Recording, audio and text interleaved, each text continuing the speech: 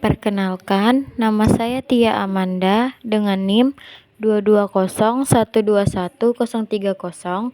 Di sini saya akan menjelaskan hasil proyek saya yang berjudul Literatur Review Penerapan Jaringan Saraf Tiruan Backpropagation untuk Prediksi Jumlah Pasien pada Layanan Kesehatan.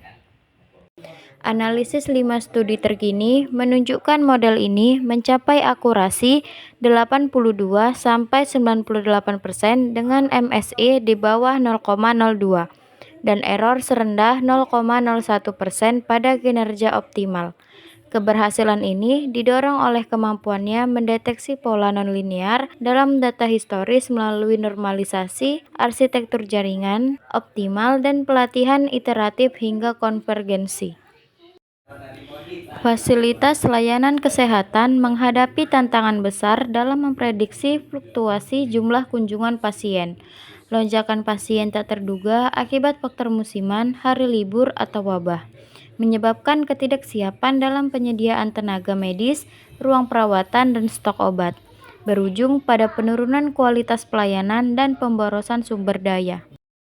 Metodologi tinjauan literatur.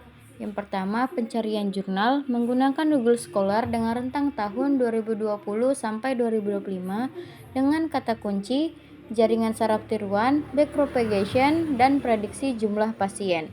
Yang kedua, seleksi awal, ditemukan 25 artikel ditelaah abstrak, metodologi, dan kesimpulan.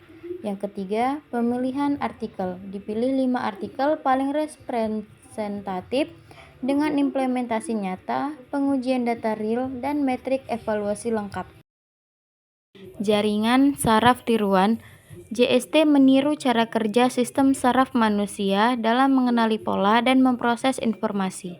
Terdiri dari neuron berwatan yang saling terhubung, lapisan input, hidden, dan output, mampu mengenali hubungan nonlinear kompleks, dan pembelajaran adaptif dari data historis. Algoritma backpropagation. Forward propagation menghitung keluaran jaringan berdasarkan bobot awal dan fungsi aktivasi. Backward propagation menghitung error memperbarui bobot menggunakan gradient descent. Proses diulang hingga mencapai tingkat kesalahan minimum, parameter penting, learning rate, jumlah neuron, fungsi aktivasi, dan iterasi. Prediksi jumlah pasien. Prediksi jumlah pasien penting untuk mengoptimalkan staf, tempat tidur, dan efisiensi operasional layanan kesehatan. Namun, variasi data akibat musim, epidemi, demografi, dan kejadian tak terduga membuat metode tradisional kurang akurat. Jaringan saraf tiruan backpropagation menjadi solusi karena mampu mempelajari pola kompleks dan nonlinear dari data historis, sehingga menghasilkan prediksi yang lebih tepat dan mendukung perencanaan strategis fasilitas kesehatan. Keberhasilan backpropagation dalam prediksi pasien. Akurasi tinggi, model mencapai akurasi 82-98% dengan MSI di bawah 0,02 dan error serendah 0,01 pada kinerja optimal. Pola non-linear, kemampuan unggul dalam mengidentifikasi dan memodelkan pola non-linear kompleks pada data deret waktu kesehatan. Validasi langsung.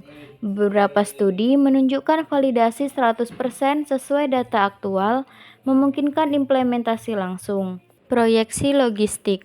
Model juga berhasil memproyeksi kebutuhan logistik obat dengan peningkatan estimasi 28,33%.